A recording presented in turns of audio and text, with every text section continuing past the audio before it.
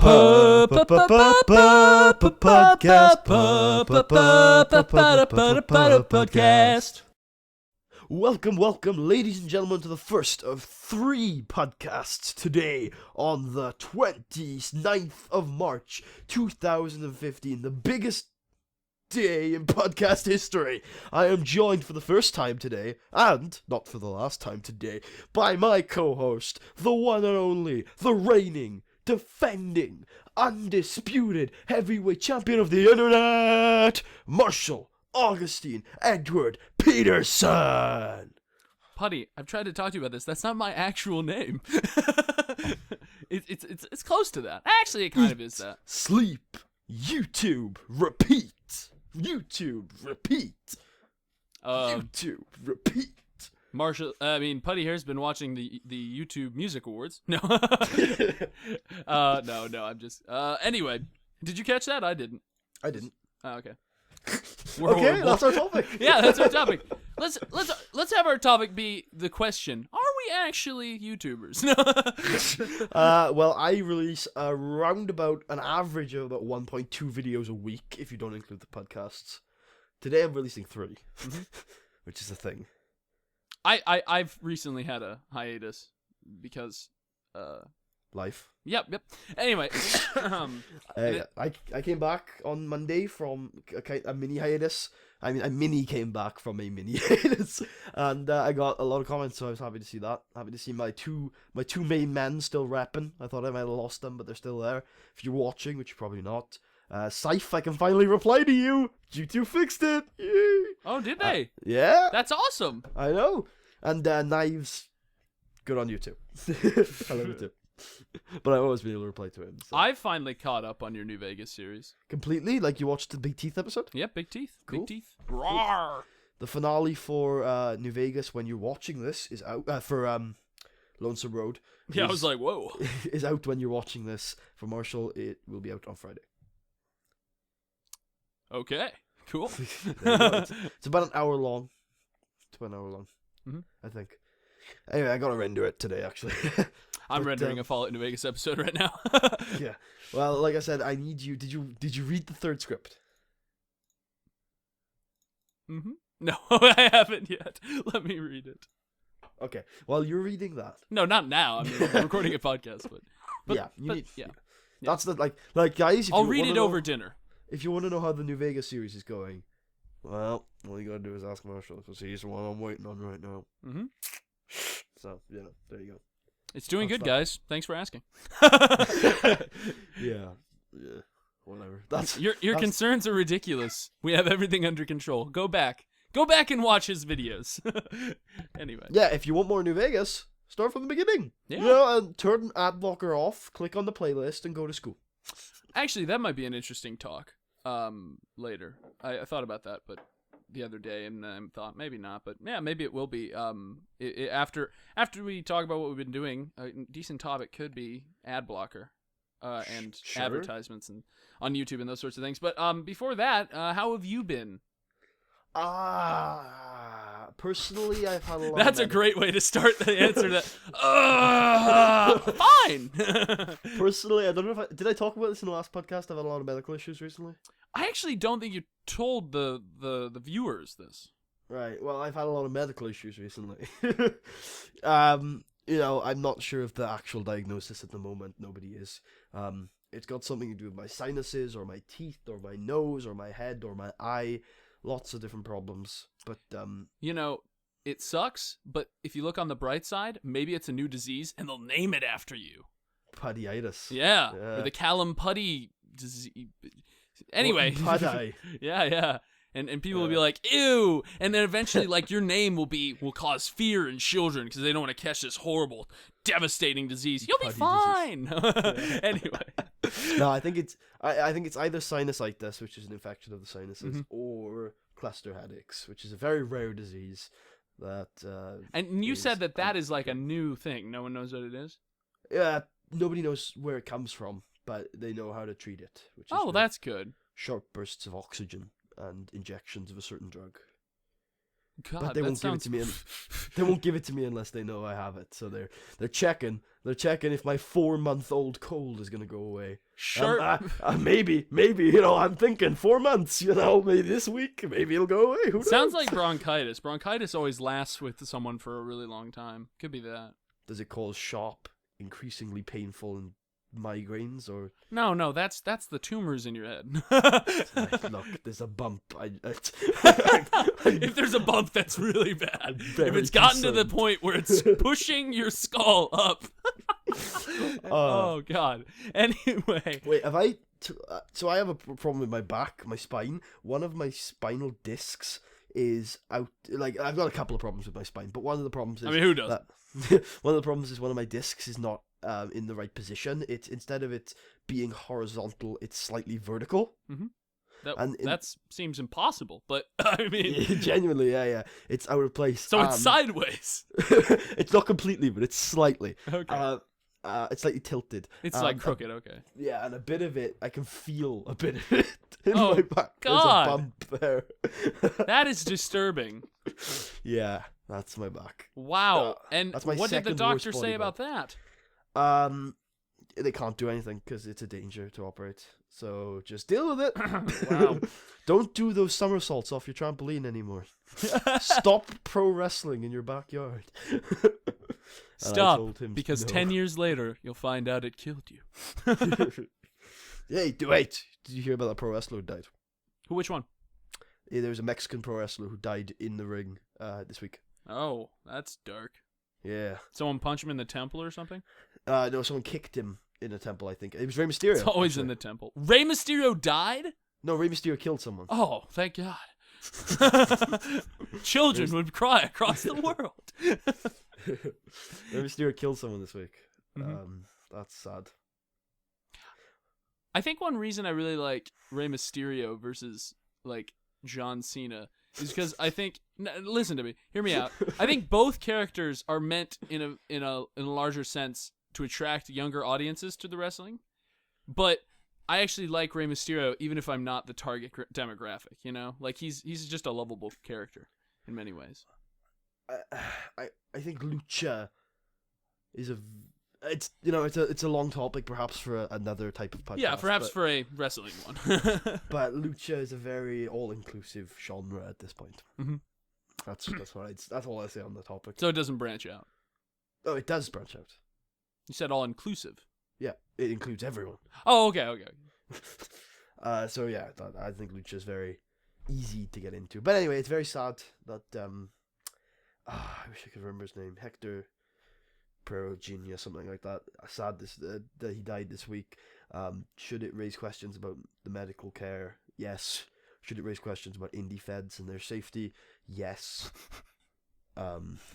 We need to look at that, but I'm not the man to do it. Putty reporter on the scene. We need to start asking the questions that need to be answered. Do you hear about that French airplane? Not French airplane. It might have been I was going to say, I remember a French airplane going down a while ago, like a couple years ago. Is there another one? There's an airplane that went down in France. Oh, shit. I don't know if it's a French airplane, but it went down in France. It was flying between Barcelona and Dusseldorf. Did it take out... What did it hit? Didn't hit anything. It fell. Did it, like, fall into, like, a field? Yeah, it hit a mountain in the end. Oh, that's awesome way to die. I mean, very sad for them, but that's a badass way to die. 250 people, no survivors. I mean, think of all the ways you can die. Crashing into a mountain, it's definitely the French up there. Alps. Yeah. Oh, man, such a classy mountain, too. I mean, that's the kind of mountain you bring to your parents' house, show them off. This is the death section of the show. It's getting very dark. We handle this with less professionalism than the fake Seth Rollins tribute. It's true. So, I think we should move on. We're bastards. No, I'm a bastard. Anyway. I've got some medical issues. That's what I've been doing with in my personal life this week. What about you? Oh, well, since you shared a little bit of medical stuff, I don't personally have anything going on right now, except, I feel tired recently, but, it's probably because I haven't been sleeping a lot, Anyway, that's not really a medical issue. But did you hear? But the BBC did a study that it's not good to have more than 8 hours of sleep in a day. You Oh should God, have I'm between gonna 6 and 8. die. I either have 2 hours or 12 hours. I Yep, don't have same. anything in the middle. It's like I either sleep for a couple minutes or the entire day. I'm gonna die anyway. It's just slight increased risk of heart disease. Nothing serious. I mean, that's terrible. Anyway, I'll try to sleep normal hours then. And I think, so sleeping more gives you heart disease, and I believe sleeping less causes a lot Also of gives stress. you heart disease. Also, Jesus. Also heart disease. Sleeping less apparently has the exact effects of sleeping more. Wow. I know. That's why I'm like, because a lot of people tend to sleep 9 or 10. And I have always slept 8 because I consider it to be, I thought it was the best. Apparently, 6 to 8 is the best you can have. Mm-hmm. So, I've always heard 8, is the same. number. But I don't know. Like a lot of teenagers my age tend to get not enough sleep. so, I don't. But I ran with a crowd that got too much sleep, if you know what I mean.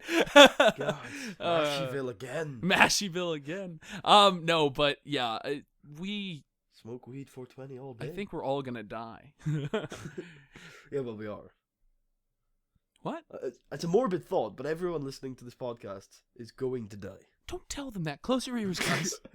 Not right now. You don't say this in front of the kids. You did this at Christmas time and you're doing it now. God damn it, buddy. Anyway, but like I was saying, I don't have any medical issues, but I'll share. One of my sisters right now has a sort of it's not cancer, but it's a benign tumor sitting above. It's an ovarian tumor sitting above one of her ovaries. I don't know a lot about it. I don't know there's an actual term for it, but I forget what it is. But yeah, she's probably gonna be fine, but she has to go in for surgery for it. So that's gonna be something that we have to deal with. Yeah. So I'll be going to Chicago in a couple weeks for that. So yeah, that's pretty much all that's been going on in my life medical wise. Anything going on in your channel recently besides the Fallout New Vegas parts? No. No. On my channel, it's been empty for the past 6 days. I've really fallen behind with everything. I don't know. I need to get back in. That's why today I just sat down and I was like, okay, because usually when I fall into these hiatuses, I find the best way to get me out is just to sit down and start editing. And when I start editing, I start getting the creative juices flowing, and it sort of breaks me past that sort of laziness. You know what I mean? Because I love recording, but whenever I record to get out of a hiatus, I just record and then I don't edit it. And so that just continues the hiatus. So I find if I'm in a hiatus, I just need to start editing and that'll break me free. So that's what I've been doing today. Yeah, but that's all I've got to say. Sorry, I meant to mute my microphone with all that typing. My bad. It's okay.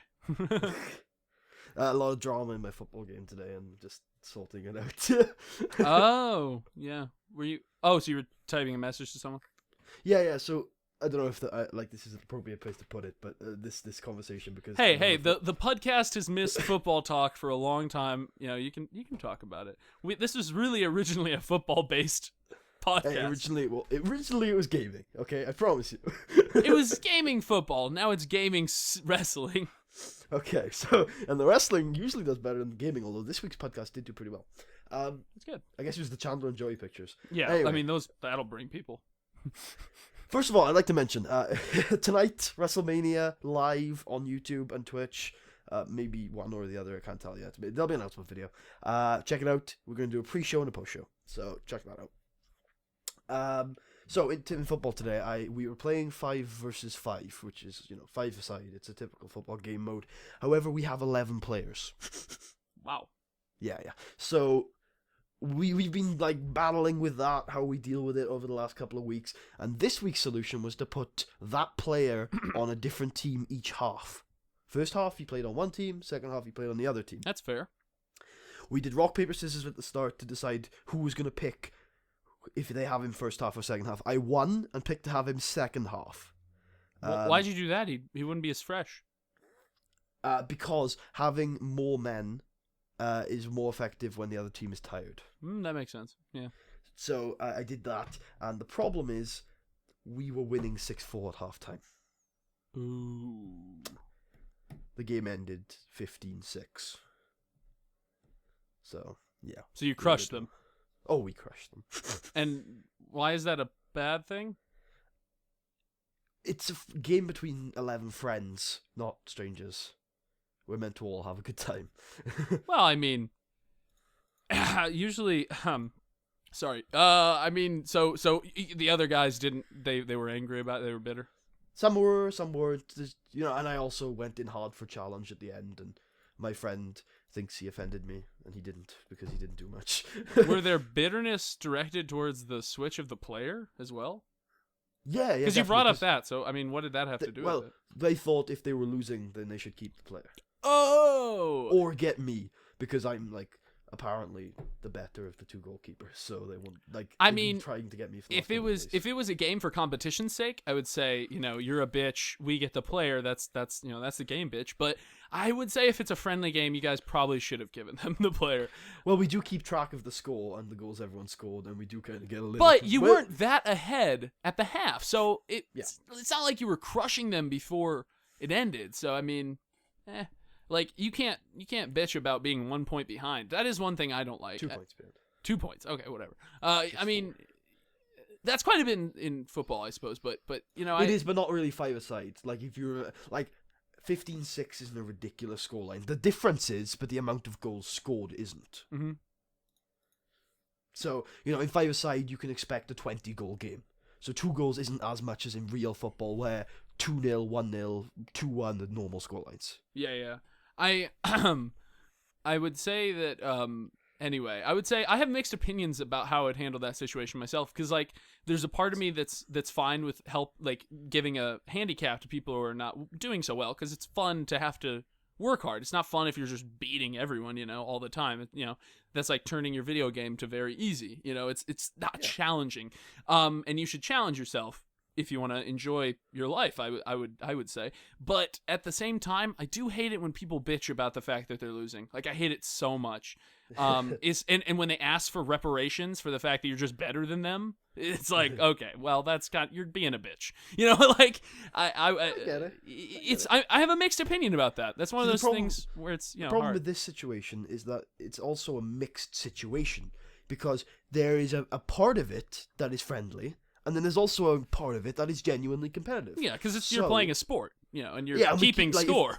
Keeping score every week, and we like insult each other over it during the week. But you know, there's bragging rights involved here. So are you guys just a random organized team, or are you guys a pub team? We're all friends. We've known each other years. We book a hall and we split into teams. Okay. So yeah, that's how we work. Although we always see the team that comes in, the group that comes in before us, and the 2 goalkeepers don't even have gloves. So we might be taking it a little too far. You should ask a pub to sponsor you. Isn't that how it works? Don't you just ask a pub and they pay for your uniforms and stuff? Well, like that'd be 11-man team in a proper league. We're just playing against friends. I know. Okay. Anyway, there are a group that we don't like that have like volunteered to play us, and we're thinking about it. Okay. Sounds like a soccer movie. I mean, a football movie where you go down and it's like, hey, this is our field. It wouldn't be like that though, because we would destroy them.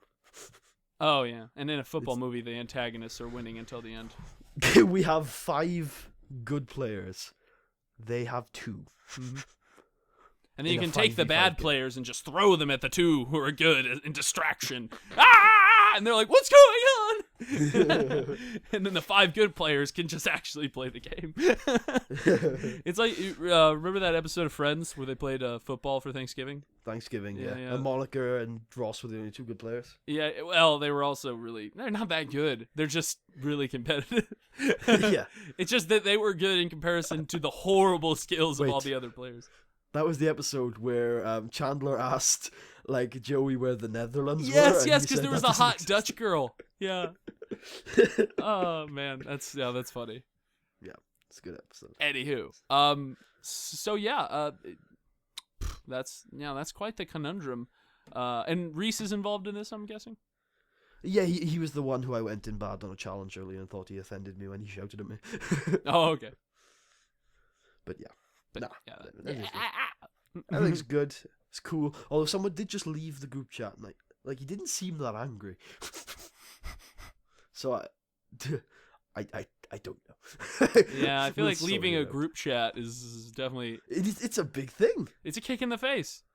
Like the only times I leave a group chat is if one, I'm being cast out, or if like have you ever been invited to one of those random huge Skype Oh, groups? yeah. Oh, Yeah, I of hate it. course. I hate it. So no, that's the only times I ever leave a group chat. I think it's douchey to leave a group chat. It's like saying, I don't really care about anything you guys are saying.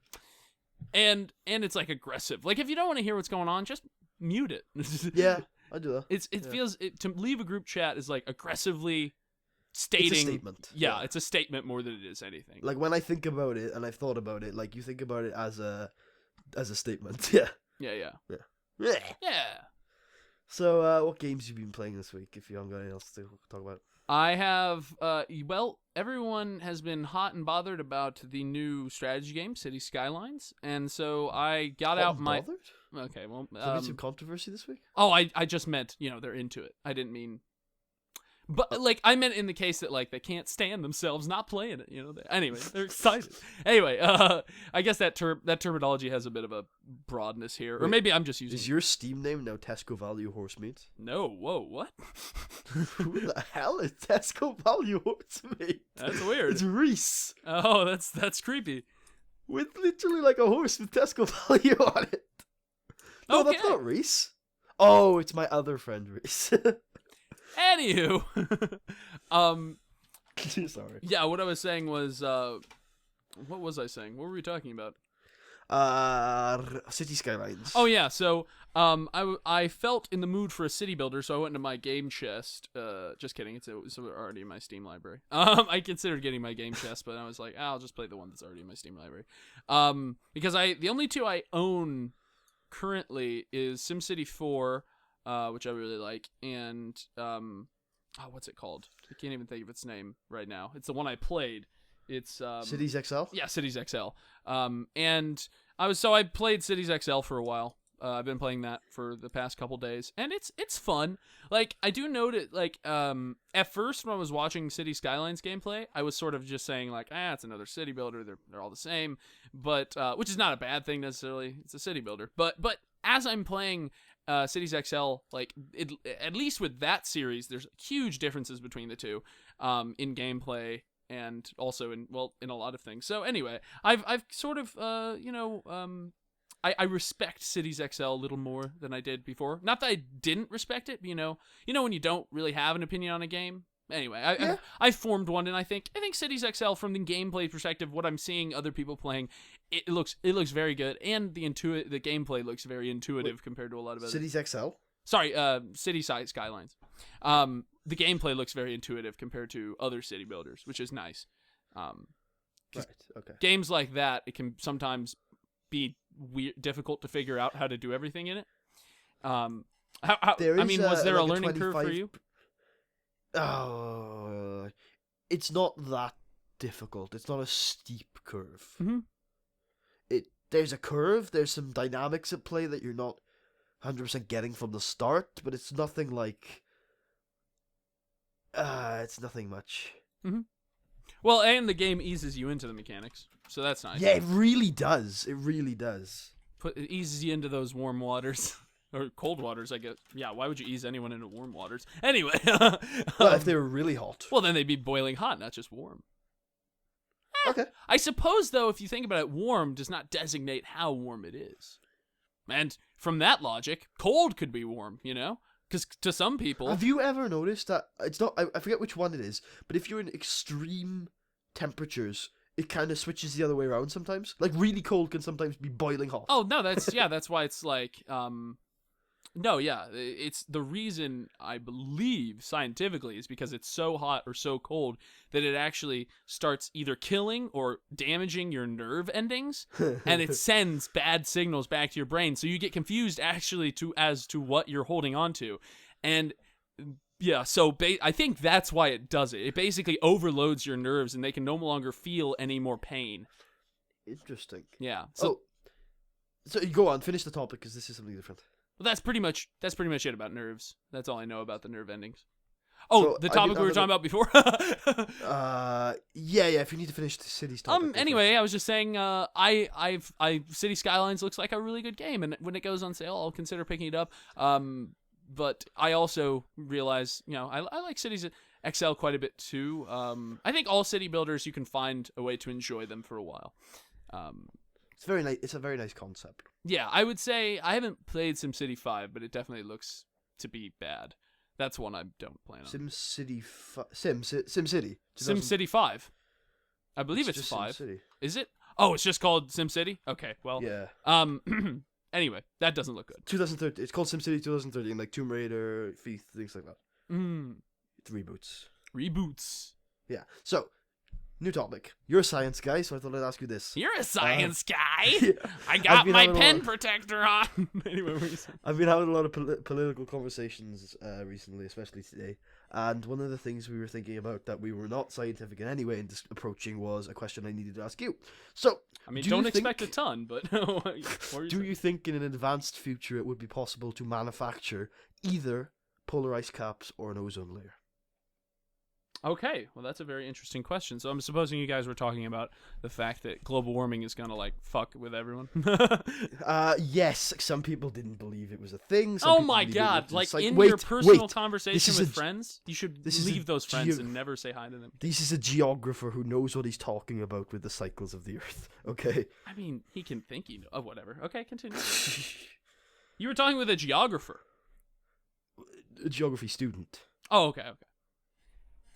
Well, if you listen to I think if you talk to a geologist or a meteorologist, they will say global warming doesn't exist. A lot of meteorologists, for example, I've heard do not I had one come to my school and talk about how he didn't think it existed.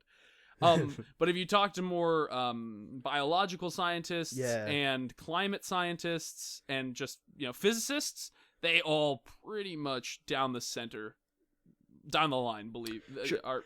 I don't think it's. I don't like. I think there are different definitions There's for like conclusive evidence. what global warming really means. Well, Like, I yes. don't think Technically, if you ask a if you ask a climatologist, they'll say, well, the globe naturally warms, and it Yes. does. But it takes tens of thousands of years for that process to happen.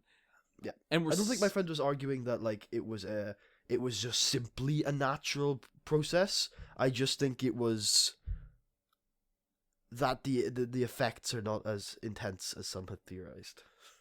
Well, I don't really. I'm not gonna say like. There's a lot of theories about, for example, that all the fresh water. One of the theories. It's a lot of movies have been based on it actually. That all this fresh water from the ice caps will mix in with the seawater and will actually disturb the currents. The not currents. What are they called? They're basically enormous channels that, for example, there's a current that brings warm water from the Gulf of Mexico up to Europe. And that is why Western Europe is so much warmer than Eastern Europe. Parts of Russia that are at the same line level as Spain are freezing. And Spain is, very warm. And the reason for this is because of those currents. So a lot of people believe that if the polar ice caps melt, if Greenland and Antarctica melt, that basically we will have a distribution of this, and while it may seem like it's warming at first, that it'll flip, and massive Global cooling. Yeah, massive parts of the Earth will freeze. I'm not exactly sure about that. And if parts of the world did freeze, I would only think there would be parts like Europe. So sorry for you, Putty, but I'm already freezing. see, I have cold air channels coming to me, so it wouldn't really affect me. I'm already cold where I live. Cold sometimes. Anyway, but I'm not so sure about what I think about that. But the basic truth is the amount of ice stored in those ice caps will flood every major coastal city on the planet, or most of the major. New York. This is why we should build walls. New York, really high walls. Really high walls. New York, London. Several cities in China and India and Everywhere in the say world. goodbye to the entire state of Florida, except Disneyland. Disneyland, actually, fun fact, happens to be Is it Disneyland or is it Disney World? Disney World. Sorry, Disney World happens. Hey, I thought you corrected me on that once. I'm pretty sure that Disney World happens to be quite a few feet above the waterline of the rest of Florida, so we may find that Disney World becomes an island. Which would be kind of really cool. Take the boat to Disney Island. Anyway, it would make the whole experience more magical. Or Disney World Would it be floods freezing, though? and they build a freezing. What do you mean? Would it be freezing in the new Disney Island? Probably not. It's in the Caribbean. Yeah, but cold ice channels. The idea of that is that the warm air will no longer be brought to Europe, but the Gulf is still going to stay warm. Florida's fine. Okay. Yeah, Florida's fine. Yeah. The equator's still fine, and that's why a lot of those movies really over dramatize. What if we destroyed the equator? I'm not sure what you mean. You mean the metaphorical concept of a line crossing the Earth? Or do you mean all land and water on the equator cease to exist? I mean, and it'll just be two half bowling balls just floating in space, somehow gravitationally attached to each other, but not so much that they would collide. That's an interesting prospect, actually. It looked like the Death Star. Anyway, because the Death Star has like that line around the center. Anyway, so enough about like what I am pretty sure will happen. Let's get back to what was your question? It was, could we manufacture? Do you think at any point in the next, say, I'll give you a time frame, about 100 years maximum, do you think it would be possible to manufacture either polar ice caps or a ozone layer? The second one I think would be more plausible, but I don't know. Sure. I would say an ozone layer, perhaps possible. I don't know why we would necessarily need to manufacture one. The problem with the ozone layer is not that it's disappearing, but that it's being filled up with poisonous gas. Well, not necessarily poisonous, but so we would need to destroy it to let it out, and then reapply it. I suppose I think the simpler solution is to start using the green energy that we already know how to use and sure, but I mean that's not going to get rid of those gases. We need to funnel them out somehow. Yeah, well, here's the thing about the Earth. She can clean up herself, and this is what I always say about. I don't trust her. Well, many have doubted her in the past, but she's been around for 4.5 billion years. Anyway, I beat her by like 2 weeks. I was born. Anyway, if you weren't there, you don't know. Anyway, but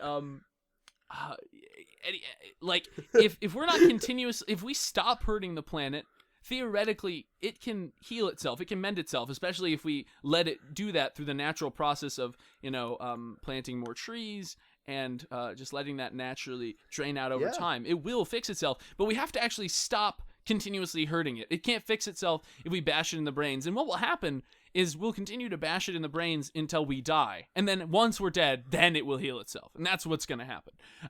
Or once society has stopped polluting. And I think, so my answer to your question is, I think you might be able to manufacture an ozone layer because they're talking about doing that on Mars, actually. There's, because if you don't know, Mars has an extremely thin atmosphere. It's unlivable because of how thin their atmosphere is. So they're actually theorizing how you would build up an atmosphere and an ozone layer, and how you would actually restart the magma underneath the surface so you could actually get a magnetic field back up protecting you from the sun. So all that is actually definitely in concept, and they're theorizing about terraforming, as it's called currently, the science of turning a planet into Earth. And so, if you wanted to turn a bad Earth back to a good Earth, I suppose the concept is still there. I think it might be possible in the next 50 to 100 years. Rebuilding polar ice caps, that, my friend, would be, I would think, impossible. To do that, you'd have to cool the entire planet. And to do that... Okay, and how big of a fridge can we make? I'll tell you this. If you wanted to do that, you would have to do it by somehow gravitationally pulling the Earth away from the sun just enough to cool it down. On another planet that has a little bit more ice than us. Yes, we could declare war on Saturn and its vassal, Jupiter, and its vassal Europa, which is a planet entirely of ice, vassal as in moon, will join the war, and then once we've gotten to 100% war score, we make a white peace with every vassal, and then we negotiate with Jupiter for the release of Europa to us. And then we use Europa as a polar ice cap. Exactly. I don't know how that's going to work. Maybe if we just hold Europa close enough to the Earth, it'll just cool us down. or we sort of hide Europa. We put Europa between us and the sun will like sort of give it a nice cooling effect on us. The solar winds will blow the cold breeze. Did the US get the eclipse last week? No, I believe that was Germany. We got it. I believe that was Europe. It was Europe. For some reason, I heard that it was specifically Germany. Maybe it was closest to Germany, and Northern Germany got 100%. Okay, so that's what they were talking about. Yeah. Southern Germany didn't get 100%. The most 100% was obviously Scandinavia, and then we got 86. Scotland got 96. As in a percent, you mean it was only covered partially? Yes, it was a partial eclipse in most places. It was a full eclipse in Scandinavia. And did you see it? Germany. I saw it, yeah, I saw it. I saw it blind, which was a bad idea. Not blind. I saw it with the naked eye. I was going to say, you can look at anything blind. You'll be fine. You're already blind. I saw it with the naked eye when it was only like 5% cover and I could see it, and that was cool, but it was a bad idea because it probably tore my already torn retina. But yeah, the UV light will kind of fuck your eyes up. I also saw it through a welding mask when it was like 86%, and it was alright, but it's nothing special. It wasn't exciting. You know what I mean? Like, I was expecting the whole sky to go dark, and it wasn't. It was just dark blue. Yeah, I mean, it only gets a little bit dark. It just sort of gets cloudy, basically. You know, it's... I mean, yeah. Which, you're used to in Britain. It's like, Yeah. It was my first eclipse, and just wasn't the most exciting thing in the world. But, hey. I cannot wait for my first eclipse. I'll have to look at the chart for, like, where the next one is here, or I know we get another one in 2025, I think. Well, it's not too long for an eclipse. It's not too far either. No, it's not. In eclipse time, that's a decent short break. Our last one was in 1999, mine, so it has only been 16 years since our last one. Yeah, and this one will be 10 years ahead, so that's even closer. It's certainly not 16 because it is within the 2020s. I mean, yeah, there are a few astrological events that I'm excited to experience. I'm excited to experience some eclipse. Do you have a telescope? An eclipse? I do, actually. I have two. Good. One of them's kind of broken. Anyway, the first one I got at a garage sale, and it was kind of broken. But it kind of works. It's hard to... Like, the lenses are kind of fucked up. Anyway, but yeah, I can't wait to one day experience an eclipse in person, and I also can't wait to see Halley's Comet when it comes around, because it's incredibly bright. Can you wait for Sozin's Comet? You don't want to be around when that comes by. See, that's the thing. I'm a firebender. No! There were so many Avatar jokes from the eclipse. Were there? Yeah. One of my friends said, "All right, nobody in the room is a waterbender, are they? Is everyone okay?" And all of a sudden, one of your friends just collapses. Yeah. Passes out. I'm so Bloodbender, weak. quick! Ew. That's the. I hate that. Bloodbender. Oh, it's gross. I like the bloodbending. It's suitably creepy. I really like the metal bending. When I like the metal. Toe realizes she can bend. It's Toph. Toph. Yeah. God. Sorry, Toph is like my favorite character. Yeah, she's funny. She can look in an eclipse. Well, she can't look in an eclipse. Well, she just needs to have someone direct her head towards it. Oh, I'm looking at the eclipse now. Anyway, you're staring at my breasts. Yes, and they're covering the sun, are they not? I'm pretty sure they're as large as the moon. Anyway, but yeah, that's exciting. Eclipse time. Yeah, it was alright. It's not like you might get more out of it because you're into that shit. Yeah, I mean, a lot of astrological events aren't as cool as like they play them out to be with the naked eye. But I think when you have a telescope, a lot of them can be incredible. I like stars. I love stars. I like stars. It's why I think even though it's not as serious as a problem, I think light pollution to me it hits just about as hard as air pollution. I couldn't give a shit about air noise pollution. Yeah, fuck them. But anyway, like light pollution to me is really sad because I live in a place. Wait, sorry, but your noise pollution thing. You obviously have. You speak of a man who's never lived next to a motorway or a train station, or an airport. Well, that's their fault for moving there. No. Oh, yeah, if it's the only house you can afford. Oh, that's true. I'm sorry. Or it's close to work. What if they work in the airport? Well, they decided to be a pilot. It pays well, okay? It's gonna be loud. We're in a bad economy, okay? The Labour wrecked the economy, and the Conservatives aren't helping the man, the everyday man. So we have to make way however we can. Anyway, okay. I think God, what were we talking? Oh yeah, but I think like city skylines. No, the light pollution. They need a light pollution map mode. They do. Light pollution's super sad. And like I live in a city with tons of light pollution, even though we're not that big of a city, and so I can barely see any of the stars compared to how many you can see without any. I mean, if you're in the Rockies or in the middle of an ocean or any place where there's no light pollution or like the middle of a desert, it's so incredible. I mean, there's so many stars. You can see the Milky Way. Like, it's so sad to not be able to see the Milky Way because of how much goddamn light pollution there is. Anywho, but that's my little talk about light pollution. You can see a lot here, and you can see a lot where I'm moving. So, you know, but those like I live in a country area, and I'm going to a country area. So yeah.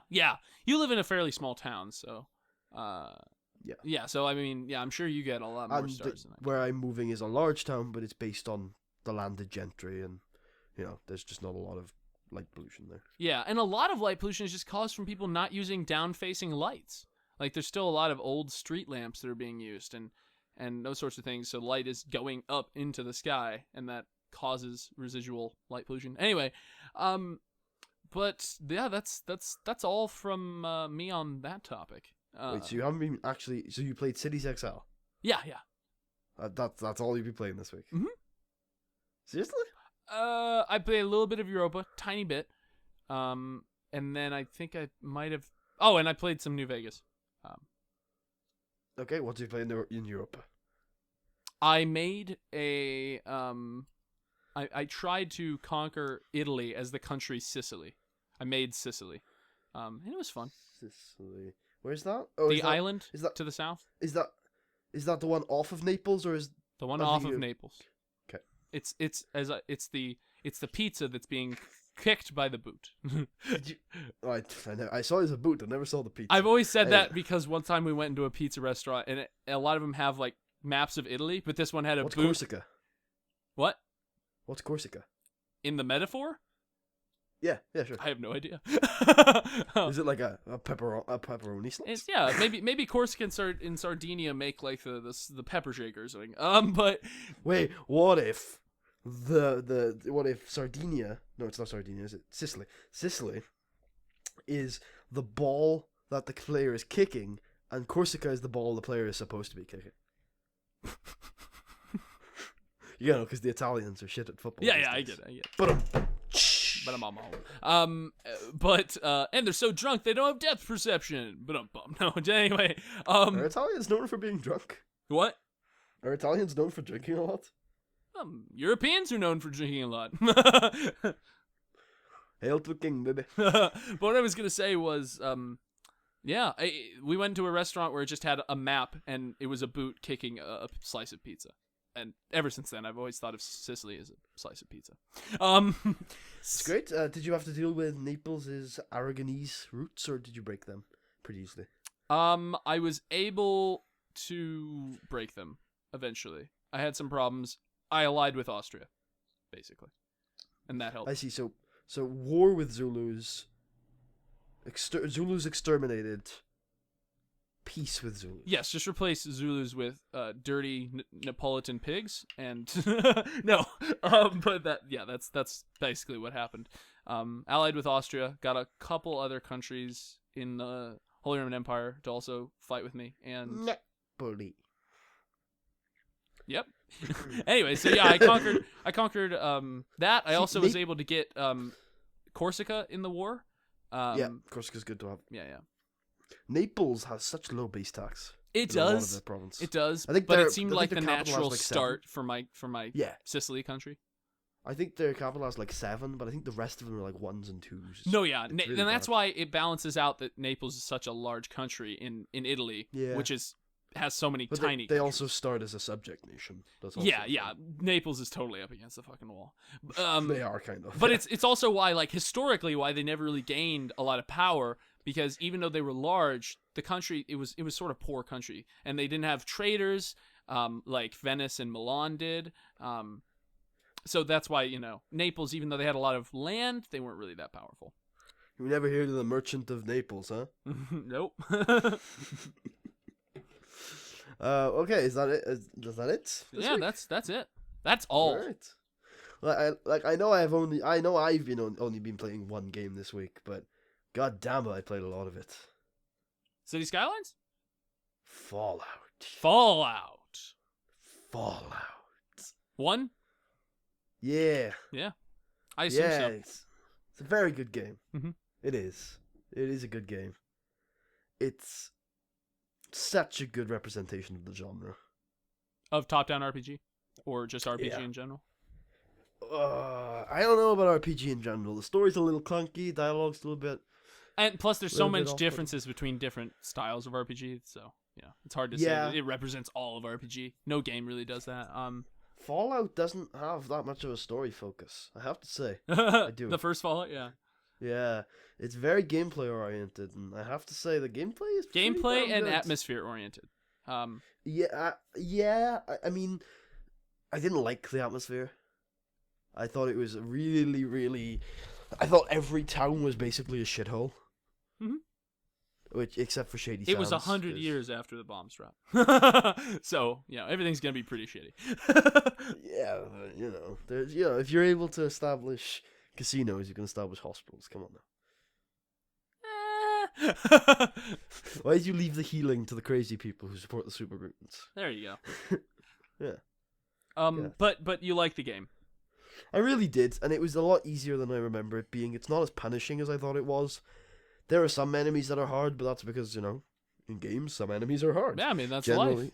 Yeah. I Generally, watched your play. I watched your trying, like, the last part of Fallout New Vegas, or the last couple of parts, were basically you going, like, the first parts of Lonesome Road where you going, this is way too fucking easy, I should raise the difficulty, and I was thinking, okay, well, if it's easy for him, then maybe I'll do better, maybe I won't be so bad on very hard, and then the end of Lonesome Road for you was like, holy shit, I'm never going back here again, fuck all the Deathclaws, fuck all the Deathclaws, you were like... Oh, that's because Courier's Mile, man. I find a glitch spot there, and I'm like, nope, you know what? Nope, not doing it. I'm just gonna glitch. I don't even care. I just sat up on a mountain. Yeah. Just shooting them. Just pop, pop, pop, pop. Courier's Mile, man. Yeah, it will be very interesting for me. So basically, my main strategy, obviously, it's going to be twice as hard on very hard. Well, maybe not twice as hard. It's going to be a certain amount harder. I don't know what the ratio would be, but it's going to be very hard. Be harder than All twice as the hard. death claws, regardless of their size, will kill me in one hit on very hard. I've tested it before. Pretty sure it's the same on normal, man. Really? Even the small ones kill you? Oh no, you're right. Well, okay, the small ones in the main game don't hit me with one hit, but it seems that Well, the all small the ones death in claws in Lonesome Lonesome Road. Road kill me with one hit. The Deathclaws in Lonesome Road are, I believe, as tough as the legendary Deathclaw. Oh I'm not yeah, even joking. they're all ranged way higher with their aggressiveness, and to me, I don't know, for some reason to me they seem a lot more perceptive, than Deathclaws Sure. in the main game. Like in the main game, I can sneak in to Quarry Junction to do the Great Conquest. Like I can just can too, sneak yeah. through that shit. Even though it's a little bit nervous, like nerve-wracking, I can still do it. In Lonesome Road, even with 100 sneak, if I'm not using a stealth boy, those fuckers will see me. I don't know what it is. They're really perceptive, or maybe I just have bad luck. But they seem to be more perceptive than other Deathclaws. They're obviously stronger. They have better health, and to me, they just look like they have a little more of an orange to them. They're very Deathclaws are really perceptive in Fallout 1. Oh yeah. Like you cannot sneak past that thing. It sees you in its line of sight. It's coming for you. Yeah. It's It's coming because for it you. makes sense because it's supposed to be a super predator. So Yeah. at this. But they do say, part of the story is that the scavengers in the boneyard, they go out and they sneak past the Deathclaws.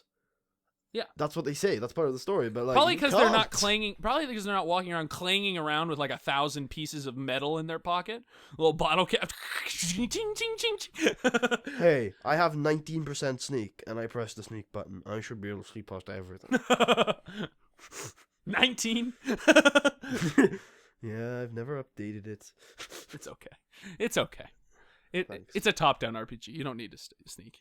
I wonder though. That's my next Fallout playthrough. Like, Fallout 2, maybe I'll tag sneak. Yeah, definitely. But what I was gonna say is my main strategy for killing the Deathclaws is going to be a lot of explosives.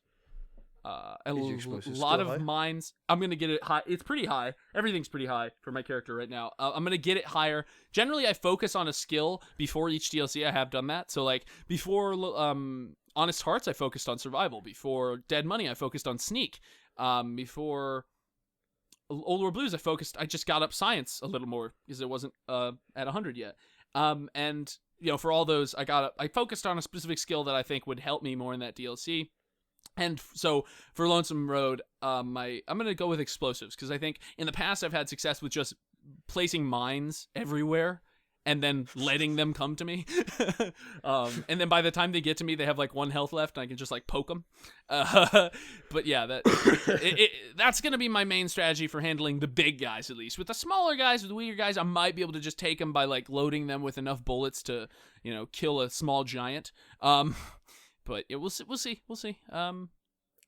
My main point was that you Deathclaws. Yeah, I mean, Deathclaw. There are a lot of different Deathclaw ways you can take out a Deathclaw. But Melee weapons and unarmed is not a good one, though. No, A bad like, I tried strategy. it. Like you'd think, oh, I'll take some hits, but I'll hit harder. Yeah, No, they hit you so they far, knock they you knock away. you back, and they make you like shake, so you can't really. It takes you a little bit to And they also fire hit again. you for like shit tons of damage. Oh, enormous! They are basically so overpowered. They run fast. They're over perceptive. They are hard to kill, and they will just hit you so hard. I may be incorrect about this, but spoilers. Roar is a one-shot kill on very easy. What? Oh I might be man, incorrect about that, but I think that's so. crazy. I mean, hey, that makes sense, I suppose. Like, even if you're on very easy, you should have to deal with a really hard enemy eventually. Yeah, Those I mean, pussies.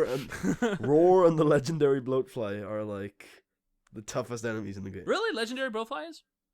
Yeah, man. I think it two-shotted me in my Enclave power armor, and it takes so many bullets. We'll see how I do against it.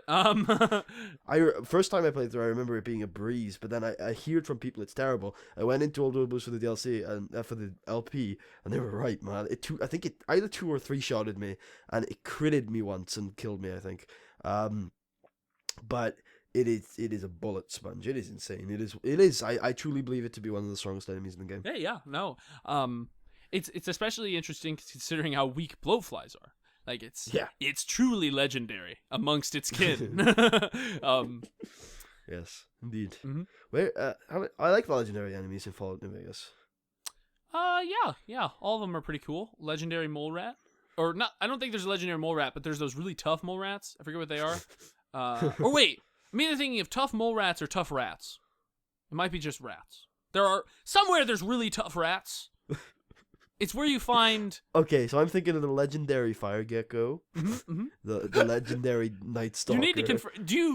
Is there tough rats somewhere? I believe there are. All rats are tough. Whoa. Tough rats, New Vegas. It's where you find a unique weapon. I forget what it's called. It's where you find the unique varmint rifle. Oh, the Varmint Slayer. Yes, No. the Rat Slayer. Rat Slayer. Yeah. There are tough They're not rats. that tough. But they're tougher than normal rats.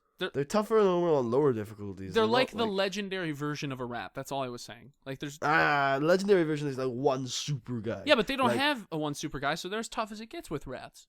no, it's more like what it's more like what I don't know, not centurions, but like I remember those rats veterans killed are Veronica, legionnaires. and I had to retake the scene. So sure, they're tough, but it's not like a boss enemy. yeah. Okay. Legendary Cazador and Legendary Deathclaw.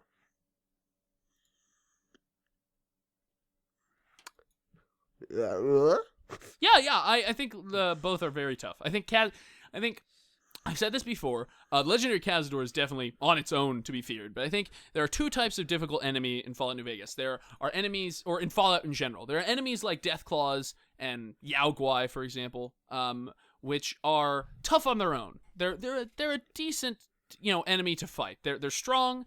They have a lot of HP and they hit hard. And then you've got enemies that are better in swarms. They come in packs. Like the Tunnelers, for example, in Lonesome Road. They don't hit as hard as really tough enemies, but they have quite a bit of HP and they attack in hordes.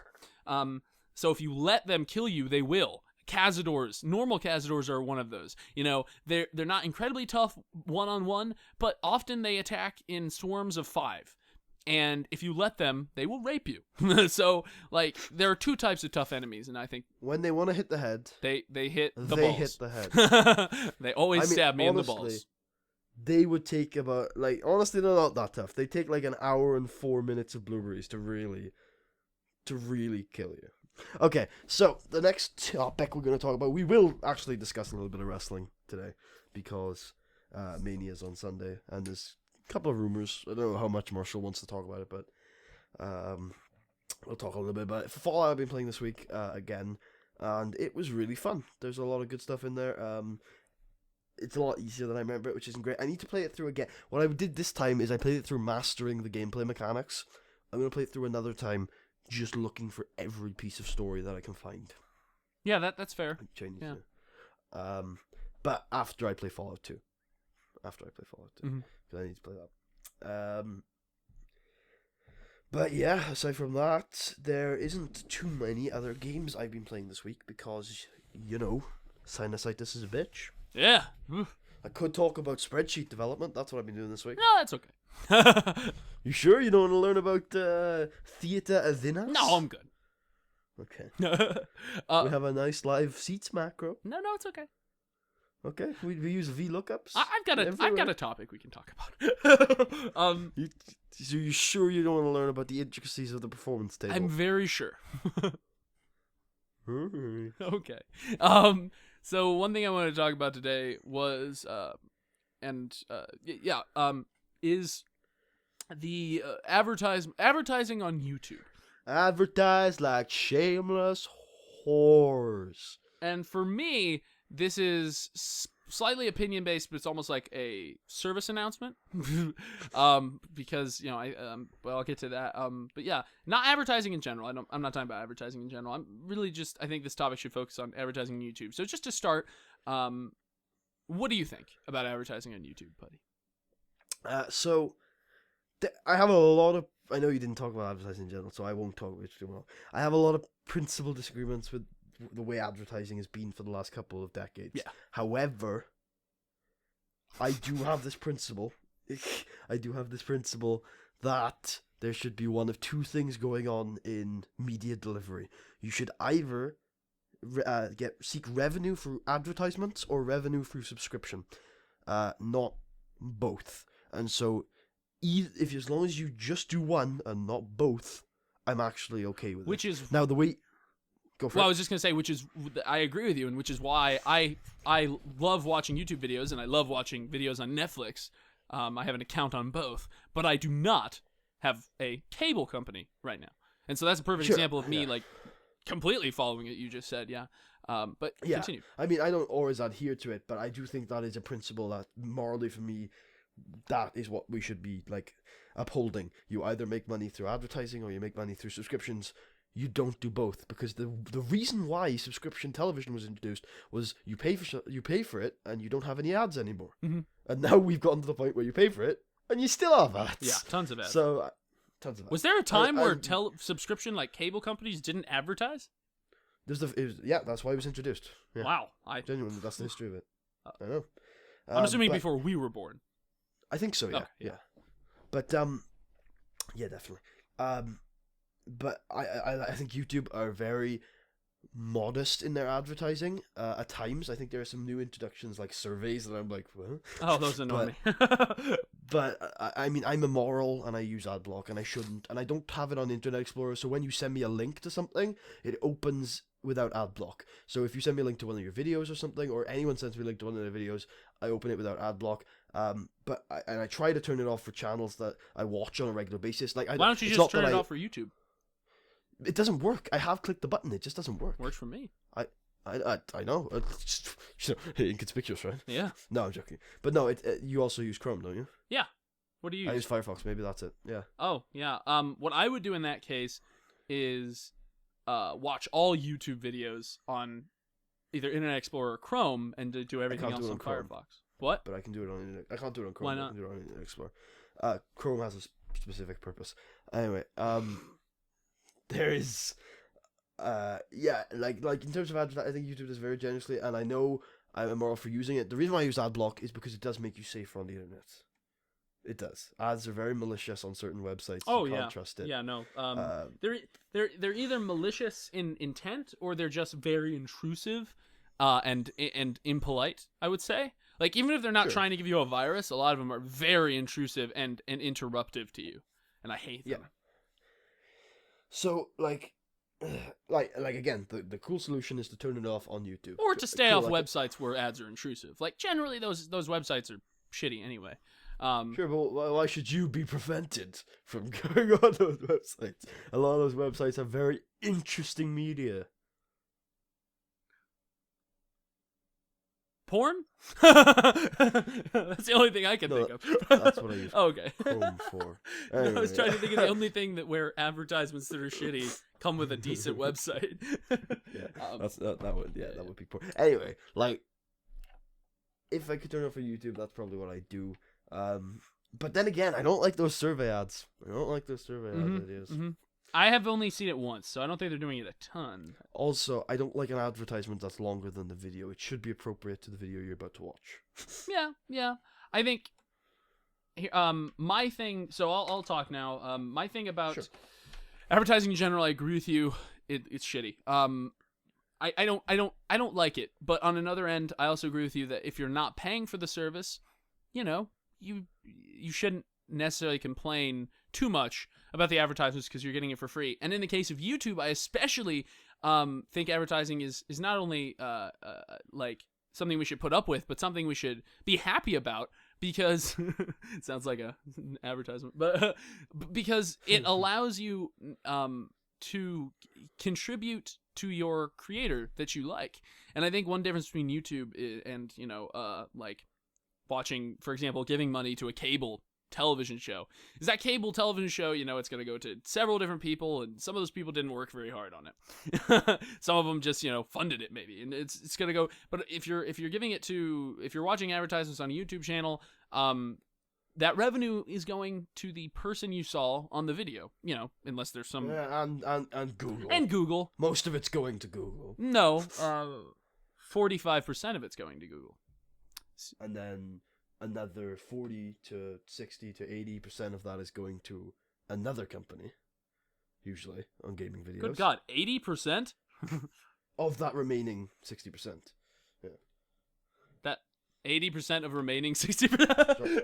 I said 40 to 80. Oh, so if you're speaking of claims, yeah.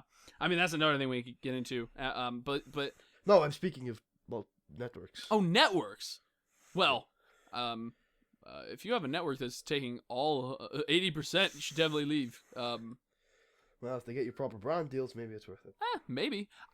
I think if you're making money through another way on that network, then I guess that makes sense. But if you're... Well, to be fair, if you're making money another way, that's probably the best thing to do, because making money through, like, product placements or brand deals is a way more lucrative way of making money than AdSense anyway. Yeah, if you can get them. Or if you have a very successful, for example, YouTube store, Like merchandise, those sorts of things can also bring in revenue. But my main point was that I think I'm in support of it, not only as a creator but as a viewer. I watch a lot of YouTube. I spend more time watching YouTube videos than I do creating them. I am a YouTuber at heart, and I think yeah, I would say maybe it's even. But anyway, I watch a lot of YouTube videos, and I try to contribute to those people. And I also, I'm fine with advertising because it contributes to them, and I don't have to spend any money, but I can still, in a way, contribute to that channel monetarily. Even though it's small, it's a tiny amount, but it's, it all counts. So I think one thing I'd like to say to you guys is, if you enjoy the creators you're watching, and if you're watching this, you very well might be watching Putty a lot. Also, the podcasts very often are not monetized. If you have there you go. If you like Putty or another YouTuber you're watching, you should enable advertisements on their channel, because it helps them. And even if they don't put that money back into the channel, why should they? It's a payment for a service that they've done, and they've done it. If you like them, if you enjoy their content, that means they've done it well. They've done what they set out to do, and why? There's a good chance a YouTube channel is making a loss. There's a good chance a YouTube channel is making very good. I mean, all channels under the size of, unless they're just using no equipment, most channels under 5,000 subscribers probably have never made a profit. And so, Putty and I are in that. Like, have you made profit off your channel? Have you made? I definitely haven't made a profit. You have. I definitely haven't. Haven't. Yeah, and it depends what you include those expenses as. If you include it as a computer, I won't. Like it. But if you even, I was just including my console capture software. Jesus, just that. You mean hardware? Sorry, not yeah. Yeah, I was gonna say, like, what's fucking what? Console capture software? I had to pay like £450 for some Japanese kid to rewire my console. Anyway. But yeah, what I will say is that in-video advertising is a hell of a lot better than, or whatever it's called, pre-rolls, hell of a lot better, in my opinion, than product placement, which we're now starting to see. So you prefer the pre-rolls to product placement? As a viewer, yes. I definitely think the product placement is a hell of a lot more. Oh yeah, I'd love to get some. But but yeah, I mean, what are your opinions on it? Do you just think it sort of, like, a lot of people will say, especially with product placement, that the person's sold out. Is that your opinion, or? Nah, it's not. I think it hurts the content, that's all. And sometimes it's done well and it's integrated into the content. But honestly, when they try to integrate it into the content, it doesn't tend to work. So what I like the most is when you just take it away from the content and do it for 15 seconds at the start of the video. That's just like, fine, do it. Like, have you ever seen Linus Tech Tips? I think I have, actually. I think the way they've got that sorted now, it does not offend me that it's in the video anymore. And I don't know, when I see it, some people try and make it a part of their show, I'm like, that, you're not natural. I think if you include it in your show, you need to do it through the use of comedy, or else it will sound weird. Like, you know what I mean? Like, it sounds weird through comedy sometimes. Yeah, but at least then you're like, okay, they tried. Sure.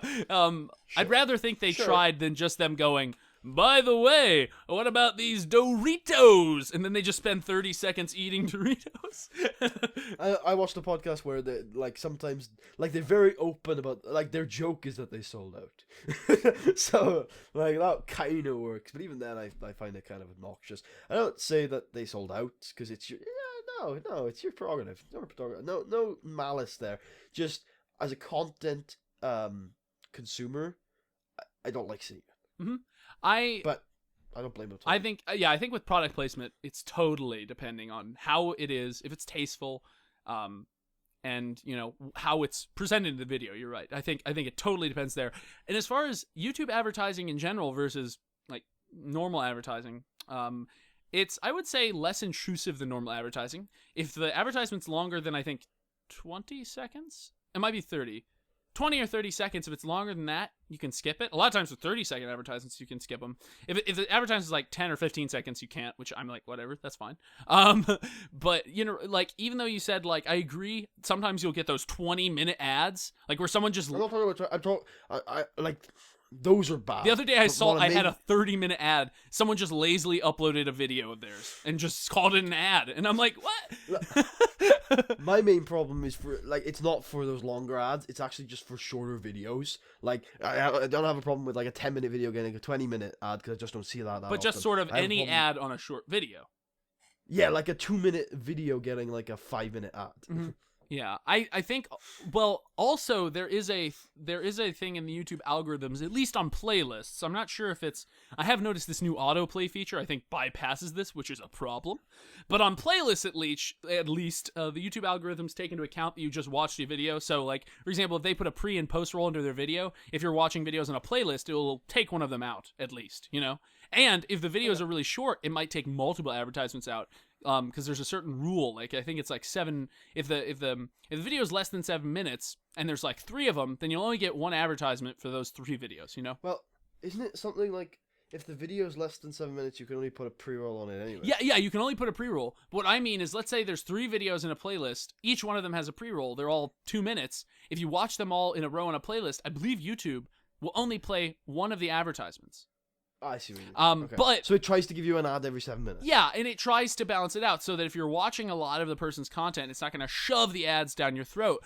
But the autoplay feature I've noticed, I think may bypass this because I was watching videos on autoplay and it played post and pre-rolls consecutively, and that was annoying. Sure. It was like, whoa. So, well, yeah, like here's the tip for you personally. If you have a video you think I should watch, just go ahead and send me the link on Skype because that'll make sure I watch the ad on it. Oh, yeah. I mean, yeah. I don't really. Here's the thing. I know it's like. I don't really care about one person watching the ad. I more would like my viewership in general. And I know you're not talking to me. I just in future do that because I want to do it for you. Okay, thank you. I mean, I would highly recommend for you to rethink your browser situation just to support all creators you watch, because I think. Oh, I do. I turn ads off on certain like channels. Ads on certain channels. Sorry. Which channels do you turn them off on? I don't turn them off. I can't turn it. It's the ones that I watch the most videos from, so I'm watching the most ads. That's basically what it is. I'm confused. So you turn ads off on channels you watch the most? I don't turn ads off. They're off by default. Oh, I see. Okay. Anyway, but yeah. I turn them on channels I watch the most. I see. Okay, yeah. But yeah, I think that's basically my opinion on it. I think if it. Can I mention Patreon? Sure, yeah. Patreon is the best way to fund YouTube channels. It's the best way to do it. If you're not running ads and you're running Patreon, that is the best place to be. I much prefer it. It is the best way to go. I absolutely love Patreon. I think it is the best thing. I think it's very I think it's a great style that they've got going on with the site. It works well.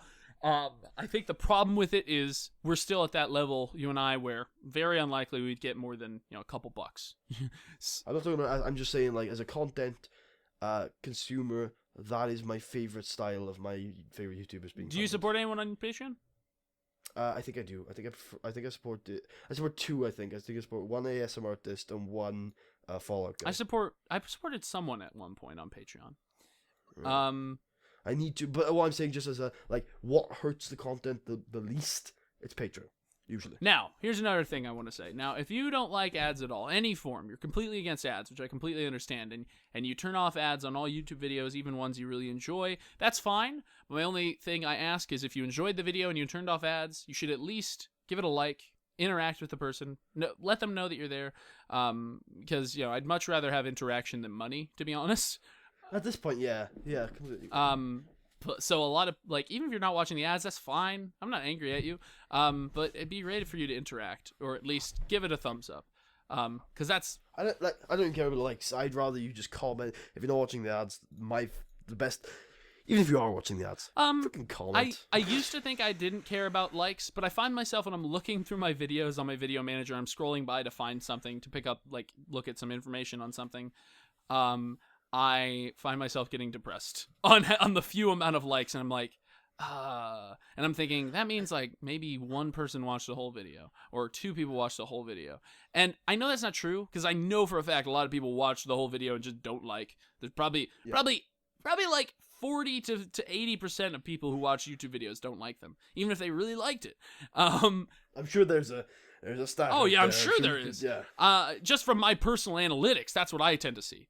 Because I tend to see like quite a few people watch this video entirely according to the minutes watched, but it only got this many views. I mean likes. You know what I mean? Yeah, I mean, I don't really have a problem with the number of likes, but my problem is when I see a dislike, I want to have more likes.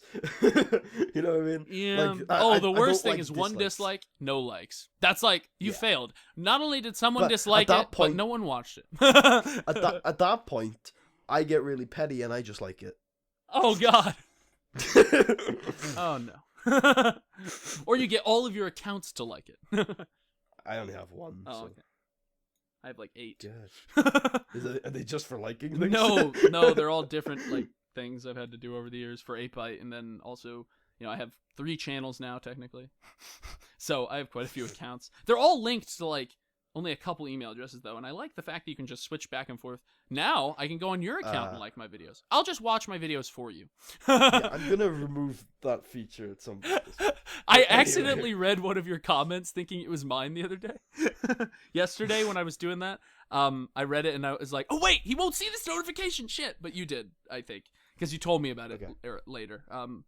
Anyway, that was okay. that was a problem. Yeah, It was that's a comment from Saif, and I was like, oh, comment, and I was like, wait, this isn't my channel. Anyway, well, I was gonna say something important. It's brain. was it about liking advertisements? Liking. Was it about comments, interaction in general? Patreon? God, I don't. Maybe I didn't have anything in my head. Jeez. Maybe know. you just thought, I wish I had something important to say. And then, This is the 20th episode of the Sunday podcast. oh, yes, this is. Yeah.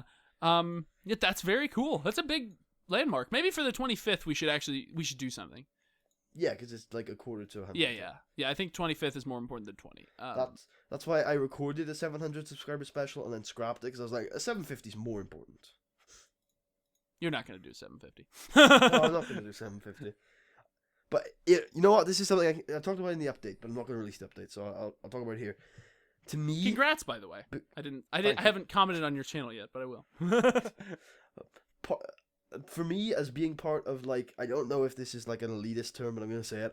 For me, being part of one of the YouTube old guards, I still have this mystique about reaching 1,000. And if I do, like, that's it. Like, I'm happy. That's the end of. It's not the end of my YouTube channel, but it's the end of my goals. At that point, I've succeeded at what I wanted to do. Even though I don't care, but like, subscribers don't really mean anything. It's still like I was here 8 years ago. They meant something then. 1,000 meant a lot then, and it still matters to me to reach 1,000. I think at the end of the day, when you look at it rationally, the only thing rationally that matters to me are comments. But I find myself getting really down about videos that, for example, don't get a lot of likes, or for weeks where I don't get any subscribers. Like, I find myself just getting a little bit down, not depressed necessarily, but just a little bit like, that's too bad. Yeah, I see what you know what I mean? But so even though you're right, they don't really matter. And they're not nearly as important as they are stressed on YouTube. I find myself getting down when, for example, if I have a month where I got 5 subscribers that month, and it's like, oh my God, what? When you reach like the upper echelons or even like the middle classes, like, they do matter. They are really important to the algorithm, and they are really important to the front page. But to us, they don't matter at all, really. Like, in terms of our success. Like, the difference between getting 2 likes and 0 likes doesn't really matter to us. Yeah, I would say so. It kind of matters. It can help you tip the scale against other small YouTubers. So in that way, it kind of matters. But you're right. It doesn't really matter until you get much bigger. Yeah. Yeah, that's what I'd say. But, hey, that's YouTube theory. Yeah. That's YouTube theory for the week. But yeah, in conclusion, I think YouTube so far handles its ads pretty tastefully, and I think it's, at the end of the day, as far as advertising goes, YouTube is my favorite kind of advertising. Not just because I'm a YouTuber, but also I just think it's the most tasteful form. Advertising on all other sites for me has been worse than YouTube so far. And for example, there's a American streaming service called Hulu. I don't think it exists in Britain, but I think you've heard about it. I've talked about it to you. You pay for it and it still has ads. Yeah. You pay for it and it still has. I don't pay for it, but my family does. And you pay for it and it still has quite a few ads. It's not just one like YouTube. YouTube, you don't pay for it, and usually you only get one ad unless the person is like posting a bunch of ads. But on Hulu, oh my God, you can get up to 4 sometimes. It's like, what the it pisses me off, and you can't skip that shit. So that's to me why YouTube is just so much more reasonable in its advertising than any other site on the internet. Any other major site. I'm not going to say any other, but all the major sites I visit, YouTube is very decent with their advertising. It's very quaint and classy about it. But anyway, that's all I have to say about the subject. So in conclusion, that's it. That was my conclusion. My conclusion. In conclusion, I feel like YouTube is very good on the advertising scale. However, I am still hoping that we get a even larger push towards Patreon-funded channels, and also that Patreon-funded channels, please, if you're making enough on Patreon, stop running ads. Not just Patreon, but also there's now a feature on YouTube in general where you can... Doesn't part of that go to YouTube, though? Does it? I didn't know that. I thought part of the donation system went to Oh, that's YouTube. dirty. Does it? I'll have to research it. I think it does. Oh, man. Well, then Patreon's still better. Yeah. It's easier How does to have a Patreon make its money? I don't think it does. Gotta. They have some websites just don't. Some it's a websites decently are just... large website. Someone has to be funding it. Maybe it makes. Maybe it does take a little. It might take. They must have big servers because they have to host videos. Like people a lot of YouTubers upload videos early to Patreon for people who are paying, giving them money. Although I know some of the channels I support, they upload to YouTube unlisted and give links out to Patreon. They might do that. Yeah. That's what a lot of. Okay, well, that makes more sense then. But they might take a small cut, but I know it's for people who are middle of the ASM artists do very well. Regardless, even if you're not streaming video, if you're any website with that many people visiting it has to have some sort of funding for the servers. So they have to make money somehow. Are there advertisements on the site? I don't think there are. Damn, man. Maybe some rich guy's funding. I don't know. But like I said, they might take a small cut. All I know is that ASM artists, and they're not huge, do very well on Patreon. So it can't be that huge of a cut. You know what I mean? Yeah. All I ask Patreon, people who are well supported through Patreon, either run ads a little less or don't run them at all. Also, just with the reason a lot of times you spend extra money on anything is because it makes you feel a little bit special. A lot of the Patreon, most of the Patreon programs do some sort of thing in return. Like they might make you a special video or sign something or do something to make you feel a little more special than the rest of their free subscribers. And so it's not necessarily like you're better than them, but you contributed money, and for that. But you're better. Yeah, you're better. I mean, well, you think you're better than me? Yes, I contributed to my YouTubers. Alright, I'll set up a Patreon and you can contribute. Yeah, maybe we should have a joint Patreon. I'll call it the Mashy tier. Mashy tier. It's the only tier. You get to be Marshall Peterson and play zombies with me every now and then. Every now and then, huh? Maybe we should set up a podcast Patreon. Hey, that'd be interesting. It could just be would it be just for podcast, or would it be specifically for both of our channels, like a joint? Yeah, I think it'd be for both of our channels, if you wanted to do it, because podcast could be our joint brand. There you go. Even though it's probably a terrible name to make as a joint brand. Yeah. I mean... Podcast Incorporated. Yeah. Podcast Industries. It's disgusting. No, just kidding. The podcast group. Also, it only has your name in it. Wait, I've got it. Puddy and Co. It's me and somebody else. Puddy and Co. Or, fine, Puddy and Son. Wait, whoa. Puddy and Sons. Puddy and Others versus the wait, no. No, that's wrong. Puddy and Mashy versus the world. Puddy and Mashy in the morning. Yeah. Hey, that's why hey, my patent that it'd be trademark. My trademark that I bought for Puddy and Mashy in the morning won't go to waste. That's something. We may not ever follow through with our promises, but we continue to bring them up as inside jokes. Mm-hmm. So you should be grateful. Yeah. Yeah. It's true. But yeah. Green Party? Green Party. Let's talk about the Green Party. Okay. So I've been listening to a lot of political stuff this week, okay? And one of the parties that's really swung me to their side for a couple of reasons, not really swung me to their side, but like I've heard a lot of good things from them this week, is the British Green Party. One of the huge reasons is that they take a no shit attitude, absolutely no bullshit attitude. They are getting rid of nuclear weapons in this country, and they are doing it fast. And that's one of my favorite things. People ask them questions about it. No, we're getting rid of them. They're like, but are you sure? Yeah, we're getting rid of them. That's their thing. Like, like this woman, she's Australian, and she's so bad at interviews, but she never answers that question wrong. She just does it the same way every time. We're getting rid of them. So what do you do with them? With an active nuclear warhead to disable it? We sell them to Islamic State. Oh God! You might get a little heat in that in the news. I mean, we need to cut the deficit. No, I don't know what you do them. I really don't. I think we do sell them. We bury them and hope nothing happens. It's probably something closer to that, to be honest. They're probably just like... We bury them in the Grand Canyon and put an activation code on them and have a courier take it there. Yeah. Yeah, the Green Party, like, they've got really By the good, way, dude, I don't think that's the Grand Canyon. The Grand Canyon isn't in California, man. I don't think. Maybe I'll have to look at a map, but... Okay. Well, anyway, this is something we could have looked up after. It's in Arizona. Yeah, Arizona. That's really far away from the divide. Okay. Anyway. No, keep talking. I'm gonna find out. Okay. Anyway, I don't think that's the Grand Canyon. I think the fact that it looks like that is just because of the nuke splitting the ground open. There's some landmark that was pre-war though. Oh. Well, what was it? I'm sure it was the Grand Canyon. It doesn't make sense because there's cities down there. Cities aren't in the Grand Canyon. Wait a minute. Just keep talking. In fact, wait, no. What's his name was thrown into the Grand Canyon? So, Ulysses. Yeah. No, Joshua Graham. And that's farther north into fucking Utah. Whoa. Grand Canyon travels a lot.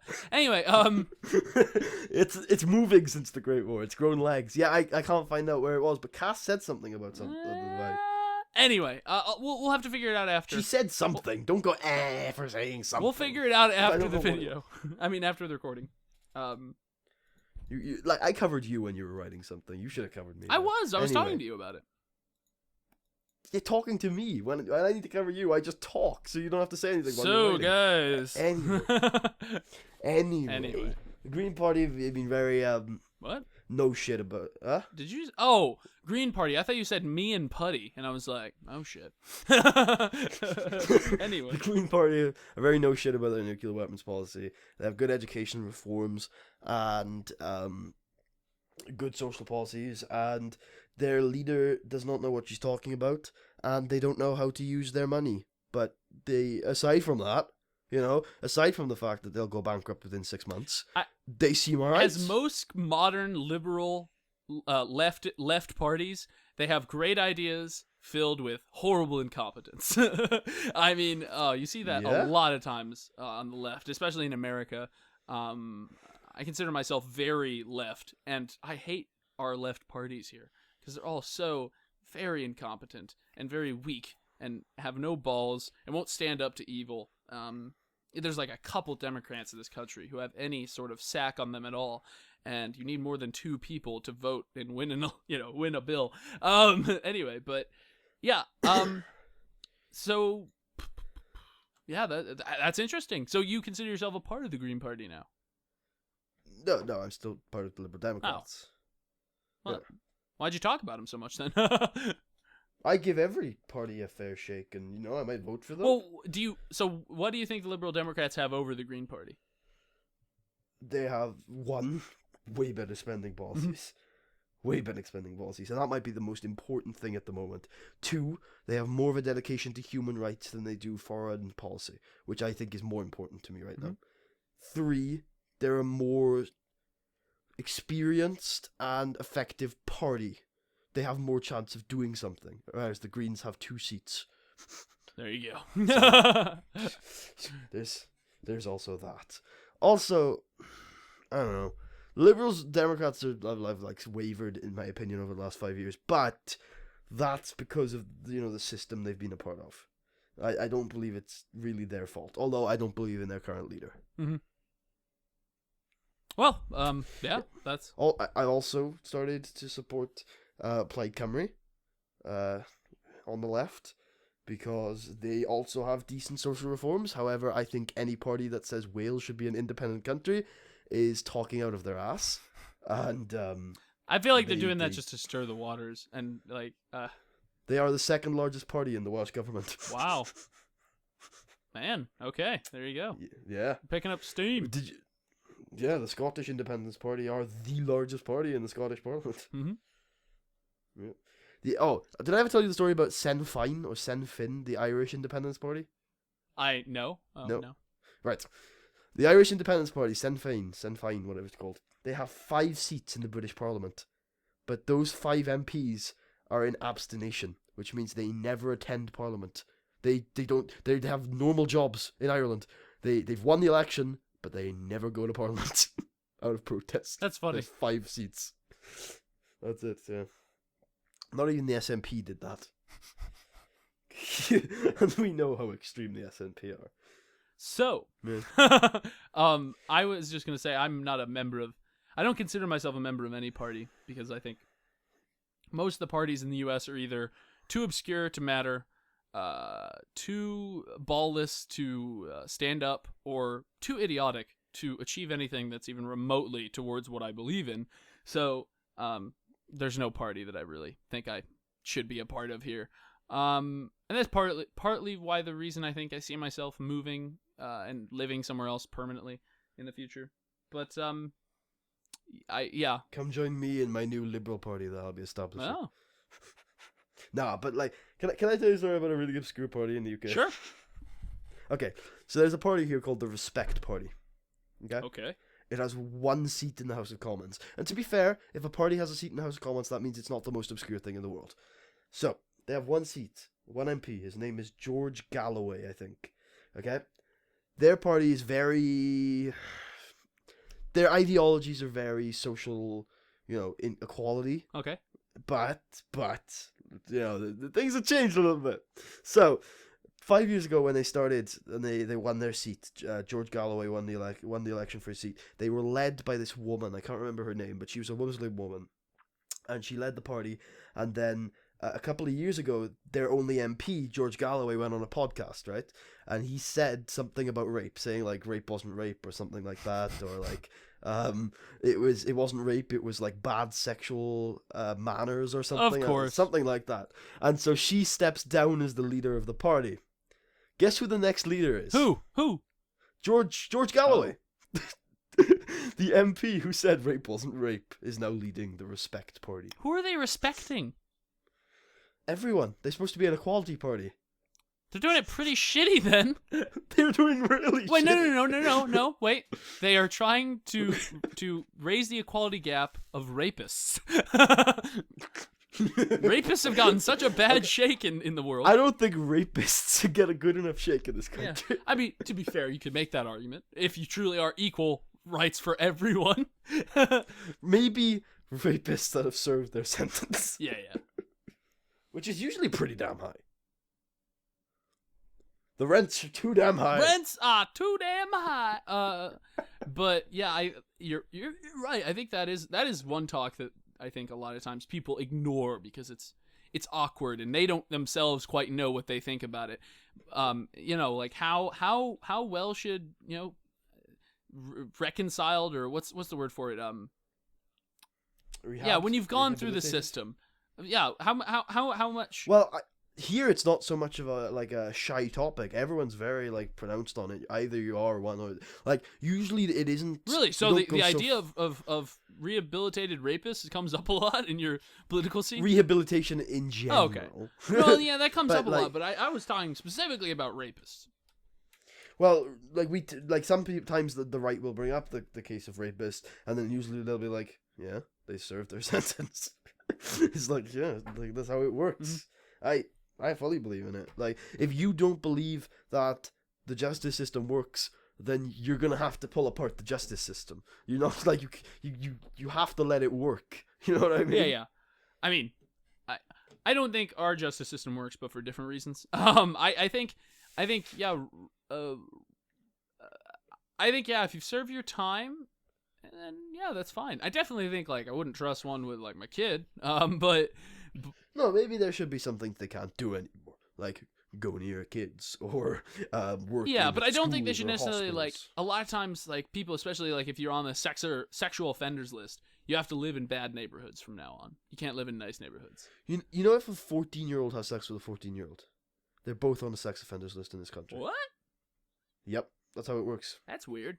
If it's found out, like not if it's like it's usually never found out, right? That's that's the kind of thing you don't really. Yeah, who would find you out about like? a lot, Even if someone found it out, what kind of asshole would report that to the police? yeah, exactly. You don't usually get that kind of thing, but legally that could happen. Wow, That's how the legislation that's works. rough. Because you're having sex with a child. The other person's a child. Yeah, I know. That's I would understand if it was statutory rape, but well, it is any type of sex offense like that is puts you on the sex offense. so basically, it's illegal to have sex until you're 18, according to that. Is it? No, it's 16. 16. Yeah, it is. Okay. Yeah. Well, no, if you're 16 and you have sex with an 18-year-old, the 16-year-old is not penalized. But sorry, if you're 14 and you have sex with an 18-year-old, the 14-year-old isn't penalized. But if two 14-year-olds have sex, they're both having sex with a 14-year-old. Yeah. So that's weird. But anyway, what were we talking about? Oh, I really like the Scandinavian system, and that's why I think we should all in the world push towards a reformist justice system instead of a penalizing justice system. I still believe in the reformist justice system. Mm-hmm. Rehabilitation. I really do. Like, if you want people back in the system, paying taxes, instead of wasting money in a jail cell, work to make them a functioning member of society. I think the reason I have problems with our justice system, especially recently in the news, there's been a lot of problems with it. But it seems not to get things done. It seems to very often let people walk away who have done horrible things. It's incredibly lenient on huge financial offenses, but on like a white businessman could literally rob 10 million people blind, and he will have no punishments levied against him because the courts are either don't care or are too scared of his influence. But if some poor guy steals a stereo, he could go away for 10 years. So it's like, shit. Yeah, no, like the justice system here is incredibly corrupt, imbalanced. A lot of the penal system now here is privatized, so private companies are actually profiting off of the misery of other humans, which I am never for. I think yeah, it's definitely reform needs to happen in our justice system. And now a lot of people are speaking out about that because of the recent things, not just with the justice system, but also with the police force recently, because there's been several shootings recently and questionable shootings. Anyway, but yeah, what were you saying? I do think I hate to say the Western world, but that's what I'm gonna say here. I think in the Western world, just in general, I think that is a big step we need to take over the next 10 to 20 years. And I truly believe we should be going towards a reformist, rehabilitationist, just penal system. But in some ways, we've just got to take a step back and say, for the most part, our justice system doesn't really work. Our penal system really doesn't work. We need to be making some changes to it, because at the moment there are people eating 20 minutes worth of blueberries and just getting away scot-free with it, and it's just unacceptable. Yeah, I know what you mean. Back in my day, you couldn't get away with that.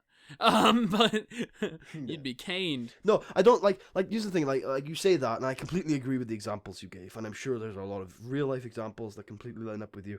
But I've always said, and I completely agree with, I completely stand behind this as well, I would rather let 10 guilty people free than put one innocent man in prison. I would rather that happen. Like, I really do believe that the burden should always be on the prosecution, that the burden should always be, especially in, like, only, okay, I'm only talking criminal trials here, should always be on the prosecution, that you should never, like, favor getting a guilty man in prison over getting an innocent man out of it, and you should always be forced to prove beyond a reasonable doubt that a person is guilty before you lock them up for any period of time. I agree with that.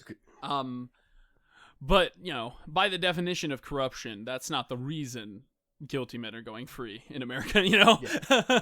It's not because, I mean, I don't know if it's the same over there, but the reason why finances have such a big impact over here is because of the slow and arduous task that we have of cutting legal aid all the time, which means legal aid is the access to free lawyers that are paid for by the government. Or even when the system was up and running like 10 years ago, that the lawyers you get through legal aid are not as good as the really expensive lawyers. Like, we need to find some balance of equality there, because it is a human right, Article 6, I think, maybe it's 5, for a fair trial. Yeah. It's a and human right. To make sure that makes sense, that means that these lawyers that are, you know, employed by the government to represent freely, they should be paid as much if they are that good. Otherwise, if you're not paying them a lot, then you will have bad lawyers representing people for free. You know what I mean? For that to make sense, you have to pay those lawyers as much as the good private lawyers are making, or else they will just become private lawyers. You know? Exactly. The more money you pay a set of workers, it's not that those workers will suddenly become better, it's just that workers from other places will see there's more money there and go there. You know what I mean? Yeah. I agree. Yeah, you're right. It's crazy. I think it used to be, I think, probably like 80 years ago, especially after the Great Depression, right after Great Depression, America sort of had a very heavy leaning against the richest population of the country, and they prosecuted financial crimes very, very strongly. Like they locked people up forever, and that's because, you know, the luxury and excessive wealth of the 1920s caused the Great Depression, and so because of that, the American people and most representatives at the time were totally for the breaking up of monopolies, the prosecuting of financial injustices. But now, slowly, especially with the introduction of credit and the incredible raising student loan debt in America and the privatization of so many different public institutions, that's totally gone. And now financial crimes are like the lowest on the book. You know, it's fucking ridiculous. I like how, following a financial crisis, your country decided to revolt against the upper echelon of society, and in our country, following a financial crisis, we voted them into government. Hey, you guys are rich. We're poor. Makes sense. You guys can make us rich. Yeah. Yeah. Well, and it's not just necessarily like just, oh, you're rich, so I hate you, and we're poor, so I hate you. It was specifically because those rich people caused the Great Depression. It wasn't because, you know. But the thing is, like, the banks are what caused our financial crisis. And we've done nothing against them at all. They're still making more money than ever. They're still paying less tax than ever. It's so complicated. Yeah, don't even fuck bankers, man. I hate them. But I mean, the bankers have like 16 minutes worth of blueberries, and I think we've got some Fallout talk to finish off on, because we haven't talked about modern Fallout much. Yeah, today. No, it's been a very broad conversation, but I think we had some great topics. It's been a flowing episode for the most part. Yeah. It's been good. So yeah, that's enough about bankers and finances. So yeah, we don't really have enough time to talk about Mania, but tonight, if you're interested, come check us out live somewhere. There'll be an announcement video on the channel. We will be on air for the pre-show. Would you want to do I think an hour pre-show, right? You don't want to do two hour pre-show. All right, we're not going to do the actual commentary. I decided against it. Oh, okay. So do you want to do a 2 hour pre-show, or do you want to just do an hour? Okay. All right. We'll be on air at 11 p.m. GMT, which is 7 p.m. EST. And what about Pacific? 4 p.m. Pacific. Okay, so we will be on air for an hour, and then the post-show shall commence. Just follow. So probably. Sorry, did I say 3? past- It's 4. I think it's wait. Okay, so wait. You said 4. You I said said 4. 4, so like 7, Yeah. 6, 5, 4. Okay, yeah, 4. Anyway, 4 Pacific. Okay, and the post-show, which will be basically the podcast of previous episodes, will commence at 4:15. Yeah, 4:15 GMT, which is 4:15, you said? GMT Yes. in the morning? Jesus. yes. WrestleMania. That will be 15 past midnight EST and 15 past 9. Yeah, PC Pacific. So anyway, Okay, so that's when everything's happening on Sunday, probably. Stay tuned. And yeah, so Marshall, do you have your list of Fallout fears and hopes for the next Fallout game? mm-hmm. So my wish for today. Wait, what was it? Wait, where'd it go? I had a paper. Shit. Okay, you start. Let me find my paper. I can't. I'm finding it. It's in the God chat. damn it! God damn it! I actually had mine written out. I'm trying. Where did it go? Okay. Mine is in the chat somewhere. Shit! Abandoned ship! Oh. Okay. Wait.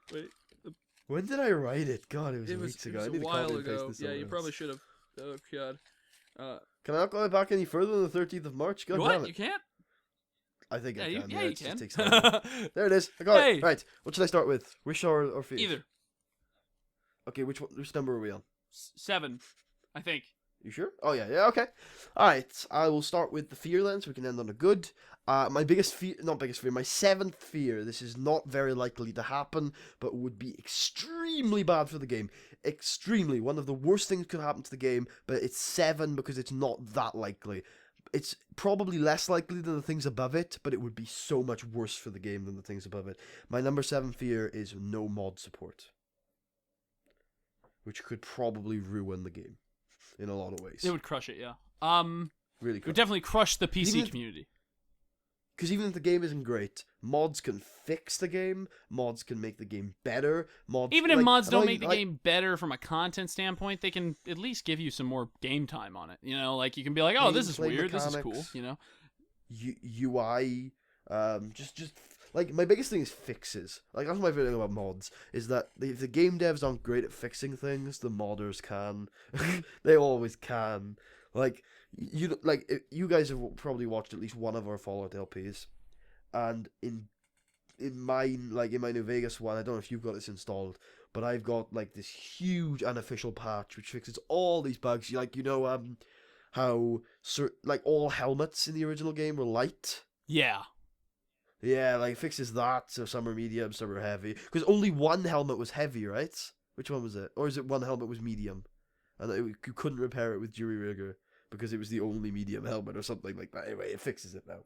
Oh, I see what you mean. Yeah, okay. That I need to download that shit then, because that had bothered me for a really long time. Do you know which helmet it is? I think it's the Desert Ranger combat helmet. Wait, no, that one's light. No, wait, I think it's maybe the armor from the combat armor from Lonesome Road. Shit, I don't know. Yeah, okay, right. Yeah, It's I think Riot you're Gear. right. Riot Yeah. Gear. Anyway, Advanced Riot Gear. yeah, those But, are the yeah, helmets like, that are medium, and there are no medium helmets in the game. They're only heavy and light. Yeah. So yeah, that created an enormous problem. But yeah, that's why I love mods. Also, I love UI mods that fix things for bad console ports. Just general things that fix things for bad console ports. Optimization mods. Oh, I love graphics mods so much. I love graphics mods so much because you can play a game about 10 years after it's come out and it'll look maybe not new, but it'll look freaking close. And it's just come on. The game, like if a game doesn't have mod support, it has a lot less longevity. Yeah, I think I agree with you. What's your favorite mod? Mine's Groovitron. Because it helps me so much with my series, and I think it's really fun, and it's just like it turns New Vegas into it's just a fun mod. It's something, doesn't add any story to the game, and it's not something you're gonna use gameplay wise necessarily, but it's awesome, and it helps you set up like cool scenes for an LP. So it's really helpful for content creators. Anyway, what's your favorite? Eve. I like it. Yeah, Yeah. it's decent. I depending on which game you're playing, it's either essential visual enhancements or energy visual enhancements, and I'm specifically talking about energy visual enhancements because energy weapons should be the most badass thing in Fallout, and Eve makes them amazing. Yeah, I know what you mean.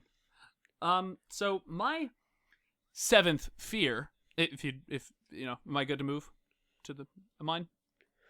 You should be. I mean, there's Okay. yeah, go for it. My seventh, my seventh fear is that they will, and this is something that I'm pretty sure wouldn't happen, but the reason I have it is because I watched a video from a really popular YouTuber that I don't watch him, but I just came across this video while Fallout hunting, as I call it. And it bothered the shit out of me. Most of his recommendations were horrible, and one of them, a lot of them had to do with changes made to it to make it more like Skyrim. One of the reasons I hated his video is he had not only ignorance about what Fallout is, but he had ignorance at what Elder Scroll is. He made very blatant, incorrect statements about Elder Scrolls gameplay. For example, he said that the leveling system in Skyrim was innovative and new, but that has existed since Daggerfall. So it's not like... Yeah, it's really old. So like it's just he showed so much ignorance. That may be why it got me so fired up. But you know, my seventh fear is dedicated to him. I can't think of his name, and that's probably best. So we don't support him. But my seventh fear is that they will basically try to make the guns, not guns, the leveling up system in the game, like Skyrim, like I said, because that's one thing he said. I think, you know, Skyrim's leveling system, for those of you who don't know, for those of you who are so dedicated to Fallout, you don't even have time for other games. It's basically, and it's a decent leveling system in its own right. Basically, you use a skill, and it's the more you use that skill, the more you, for example, chop bad guys with a one-handed sword, the better you get at using one-handed swords. And so there's no general XP in the game. You get XP to your level in general by leveling up your individual skills. So if you level up a total of like 20 skills, for example, that's a random number. It depends. But let's say you level up 20 skills up one level, then you get a level up. And that's how it works. And it's fun. It's a decent leveling system, and it's great for Elder Scrolls. It works. All you get for leveling up in that game is a perk, which you unlock through being at a certain exactly. level. You get a perk, and in Skyrim, well, health, stamina, or mana. Mana. Yeah. Anyway. Well, you did say stamina. Yeah, I always say it incorrectly. That's my one word that I pronounce incorrectly. Everyone has one. Could I talk about the experience system in Fallout? Instead of me? Yeah, sure. Not instead of you, but if you got more to say, No. say You first. say the experience. You give your talk on the experience system in Fallout. So I completely agree with you. I don't think it should be you use guns to get your guns leveled up. I don't like that. I do like the way Fallout works. I think it's traditional. I think they should keep it the same way. It probably does more sense in the Elder Scrolls universe. To me, the Fallout leveling system gives you more reason to do quests as well, and makes you feel better at the end of a quest. I completely agree with you. I think here's where my thing is. I think they should have a complete overhaul of how much experience you get for certain things. Yeah, definitely. I think I'm not disregarding that. Yeah, there were definitely some unfair levels on that, and you don't get experience for doing things like cooking. But that's a survival skill, so you should. That's what I'm about to say. In Fallout, every skill you use gives you experience. In the newer games, not so much, and in Fallout it's not too balanced either. But in Fallout New Vegas, or 3, using your diplomatic skills, for example, your speech skills to complete a quest could get you 1,000 experience. Yet killing the toughest enemy will get you 100. You know, you should have, that balance. The most valuable quest in the game, a huge story quest where you've changed the fate of humanity, should be worth like 2,000 experience, and killing a huge boss should be worth 2,000 experience, and healing this completely like deathbed person should be worth 2,000 experience. Yeah. You know, the biggest thing you do in your career for whatever skill it is should be worth a huge amount, and it shouldn't feel like you're getting more experience for investing in certain skills. It shouldn't feel like because I invested in speech I'm getting a load of experience as opposed to investing in guns and killing loads of things when I'm only getting a little bit. It should be like killing these enemies is about as equivalent to going over there and talking to a guy for a couple of minutes. I think that's a great great. I totally agree with you, and I think a lot of skills like that you don't get it for doing it, and you should, you know. Yeah. And You should get you should have more opportunities to use your skills, more opportunities to heal people, more opportunities to cook things for people, more opportunities to repair things in towns. I know you get them every now and then, but it should be like in every town, littered like radios breaking, guns breaking, things like that. Yeah, and I think one example of what you're saying is, for example, the cap in Fallout New Vegas, and might be for Fallout 3, I forget what the cap is for Fallout 3, but the cap in Fallout New Vegas for killing an enemy is 50 XP. That's the highest you can get for killing an enemy. Right. A lot of times you'll get 1, 2, 5, 10, 20. It starts to balance out, but then once you start hitting the high enemies, the high-level enemies, for example, almost every enemy you run into in any of the DLC will give you 50 experience. But they're all very different, varying degrees of difficulty. Yeah. It doesn't make any sense.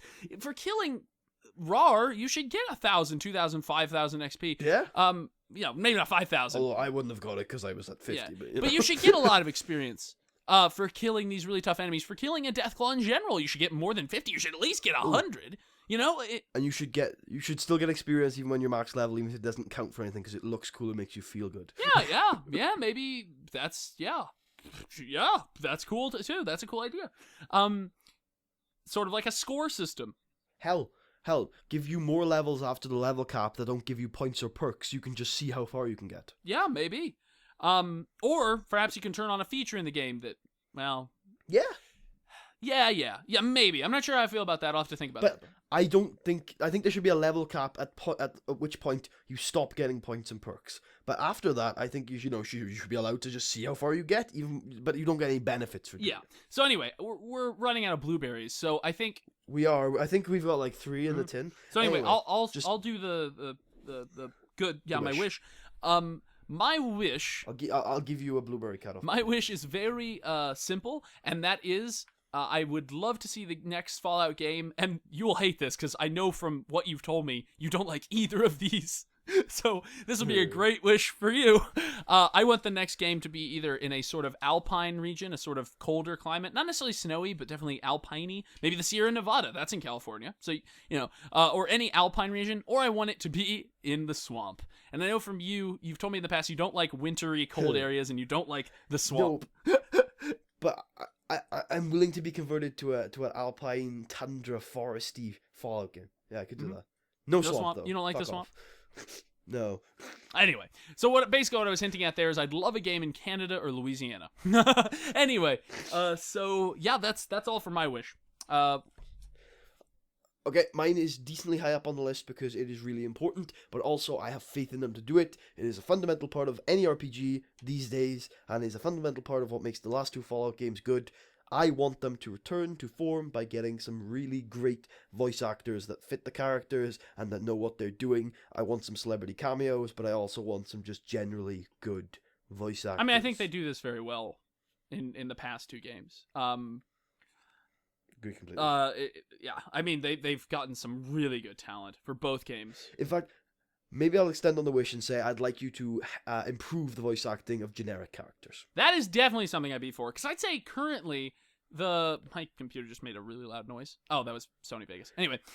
It's telling you there's about a minute. Yeah. It's my notifications, my blueberry meter. Anyway, so just to finish up quick, I think they already have really good, important character voice actors, but you're right. They could definitely improve on the generic character voice actors and just get more of them. Get a more diversity, get twice as many as you have now, and the immersion would be twice as much. And, that's immersion for your money right there. Anyway, that's all I had to say about that. But all right.